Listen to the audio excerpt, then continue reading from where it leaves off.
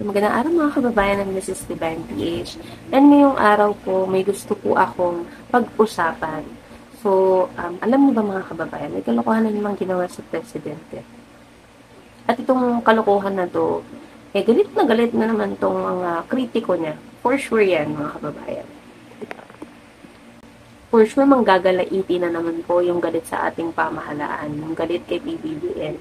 Kasi ba naman mga kababayan, nakikita niyo po ba yan? Ayan, National Kidney and Transplant Institute. Ayan, kasi po, kahapon, nag-groundbreaking po, no? Groundbreaking ceremony po ng Hemodialysis Legacy Building.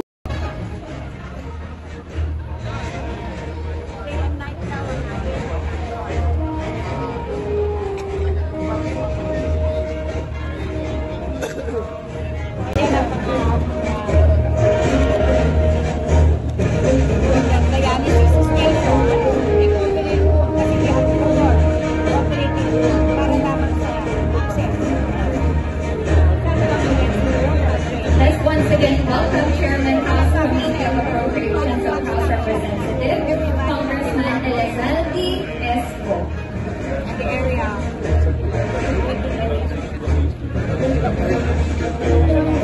State of the art.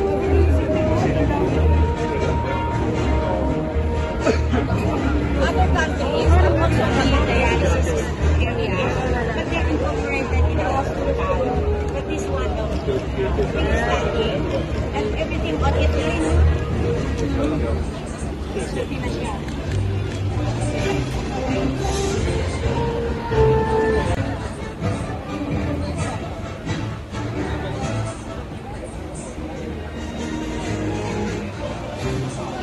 Ito po yan sa may elliptical road mga kababayan ha. Yan, groundbreaking ceremony for Hemodialysis Legacy Building. The National Kidney and Transplant Institute, the National Specialty Center for Renal Care and Organ Transplantation will hold a groundbreaking ceremony of the hemodialysis building. So, yun po yung kahapon. No, dito po yan malapit sa may elliptical road. A legacy project under the current administration. Alam nyo naman mga kababayan na mula po kay Apo Lakay, which is Ferdinand E. Marcos Sr.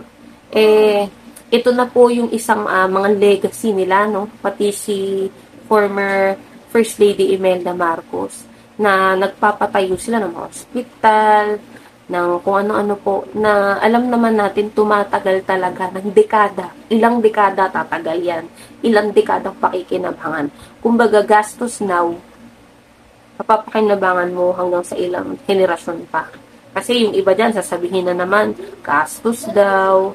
Mga kababayan, halos lahat po nung napatayo ng mga Marcos, mula pa kay Apo Lakay, ito magal po ng ilang dekada at hanggang ngayon, nagagamit, napapakinabangan. Hindi yan yung basta proyekto na tinayo lang na hindi tayo sure kung tatagal ba. Lahat po ng mga proyekto, lahat po ng mga itinatayo ng administrasyon at kahit po nung kay Apo Lakay, lahat tumatagal, talaga siya, mapapakinabangan siya ng mga susunod pang henerasyon. Kasi ganun siya katibay. At saka yung,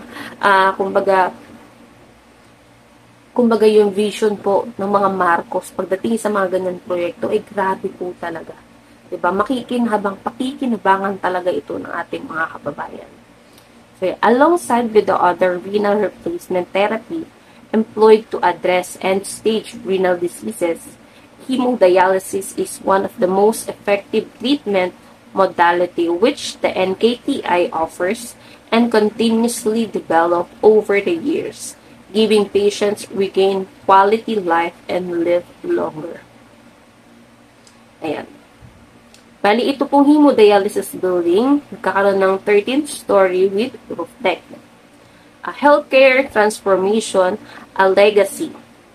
The hemodialysis building is a 13-story building with roof deck that will build in a 2,900 square meter portion inside the NKTI compound, fronting the Quezon City Elliptical Road.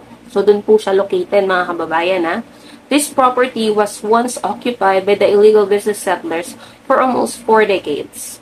The NKTI was able to successfully repossess the same in 2020 for the construction of this project.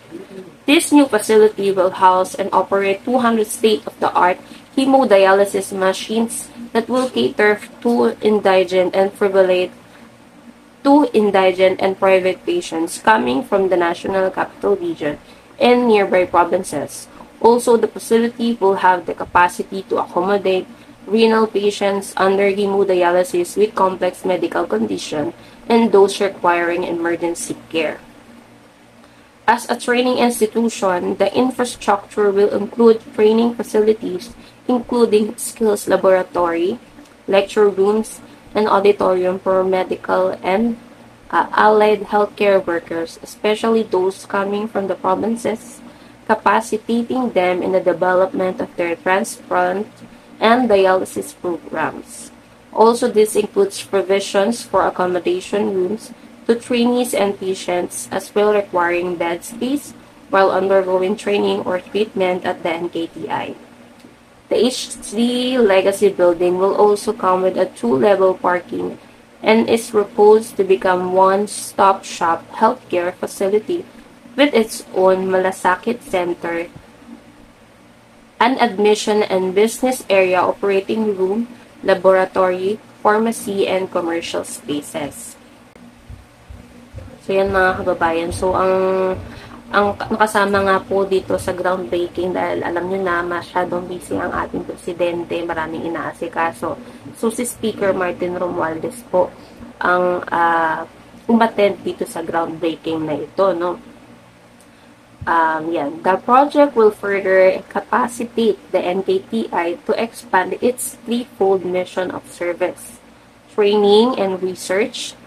This will increase the bed capacity of the hospital as the existing HD facility at the Annex 1 will be vacated and eventually transformed into patient rooms. Ayan mga kababayan, napakagandang proyekto ito para sa ating mga kababayan, syempre, 'di ba? At alam niyo naman po na itong mga gantong proyekto, yan, mga ligasiya po yan ng mga Marcos. Tanging na Marcos na ang nakakaisip ng mga ganito na, alam mo yung proyekto tumatagal talaga ng mahabang panahon at marami po talaga ang makikinabang at magbibenepisyo nitong mga programa po na ginagawa ng ating pamahalaan. So yan, good news po yan mga kababayan, at sasabihin na naman ng iba dyan na walang ginagawa ang ating pamahalaan. Diba? Yan naman ang lagi nilang sinasabi. Yan. So, yun lamang po mga kababayan. Share ko lang po itong videos na to. And maraming salamat po sa inyo lahat.